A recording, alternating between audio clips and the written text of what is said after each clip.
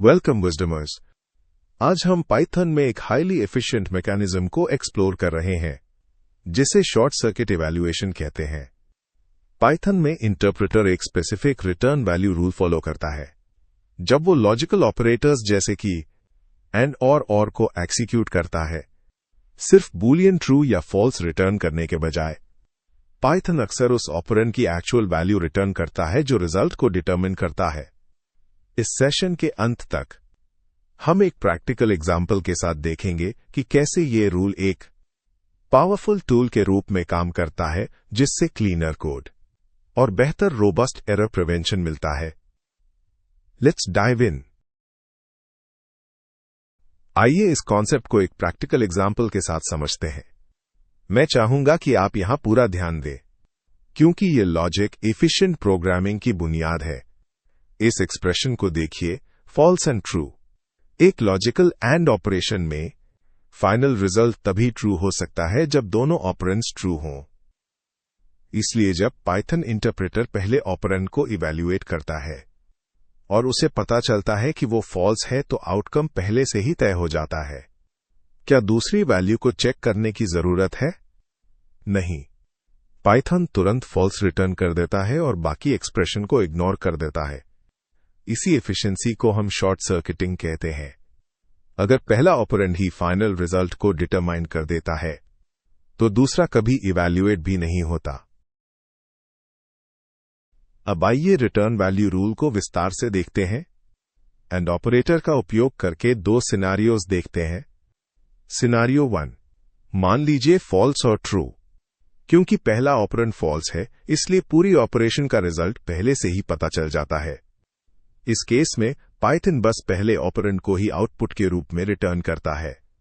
Scenario 2, अब true और true को देखिए।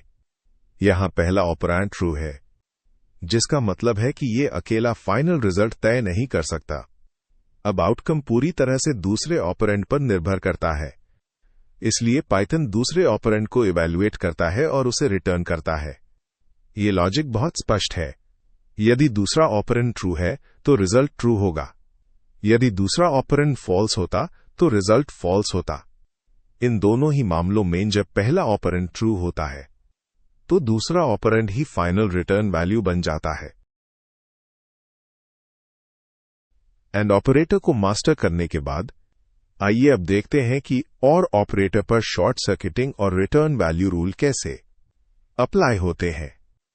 इस एक्सप्रेशन पर गौर करें, ट्रू और फॉल्स। एक लॉजिकल और ऑपरेशन में अगर कम से कम एक ऑपरेंड ट्रू है तो आउटकम निश्चित रूप से ट्रू होगा। इसलिए जैसे ही पाइथन इंटरप्रेटर पहचानता है कि पहला ऑपरेंड ट्रू है, उसे फाइनल रिजल्ट पता चल जाता है। ये दूसरे ऑपरेंड को पूरी तरह से स्किप कर देता है। इसे ही शॉर्ट सर्किटिंग कहते हैं। इसके अलावा रिटर्न वैल्यू रूल को फॉलो करते हुए पाइथन बस उसी पहले ऑपरेंड को फाइनल आउटपुट के रूप में रिटर्न करता है। अब आपके लिए एक चैलेंज है। हमने जो डिस्कस किया है उसके आधार पर फॉल्स और फॉल्स एक्सप्रेशन के लिए बिहेवियर क्या होगा, कौन सा ऑपरेंड इवैल्यूएट होगा और क्या रिटर्न होगा। अपनी एनालिसिस नीचे कमेंट्स में जरूर बताएं। Stay focused. हम पाइथन लॉजिक के कुछ बहुत पावरफुल डिटेल्स को एक्सप्लोर करने वाले हैं। इस एक्सप्रेशन y और x को देखिए जहां y इक्वल्स 10 है। इम्प्लिसिट टाइप कन्वर्जन की वजह से पाइथन इंटीजर 10 को ट्रू की तरह ट्रीट करता है। एक और ऑपरेशन में अगर पहला ऑपरेंड ट्रू है तो इंटरप्रेटर रिटर्न वैल्यू रूल के हिसाब से बस उसी ऑपरेंड को रिटर्न करता है। इसलिए रिजल्ट 10 आता है। लेकिन एक प्रोग्रामर के तौर पर यह आपके लिए क्यों जरूरी है? इस कॉमन डिजाइन पैटर्न को देखिए। अगर कोई यूजर नाम देता है तो यूजर अंडरस्कोर इनपुट ट्रूथ ही होता है और तुरंत रिटर्न हो जाता है। लेकिन अगर स्ट्रिंग एम्प्टी है जिसे पाइथन फॉल्स मानता है तो ऑपरेशन अनोनिमस रिटर्न करता है। यह रिटर्न वैल्यू रूल आपको बिल्ट इन सेफ्टी नेट्स के साथ क्लीन एफिशिएंट कोड लिखने में मदद करता है। इन एग्जाम्पल्स पर थोड़ा समय बिताएं। यह एक ट्रूली प्रोफिशिएंट पाइथन डेवलपर की पहचान है। If you're enjoying our journey together, don't forget to like, share and subscribe to stay updated. For more deep dive resources, including practice quizzes and real-world projects, visit the Wisdomers app at www.wisdomers.in. Let's keep building together.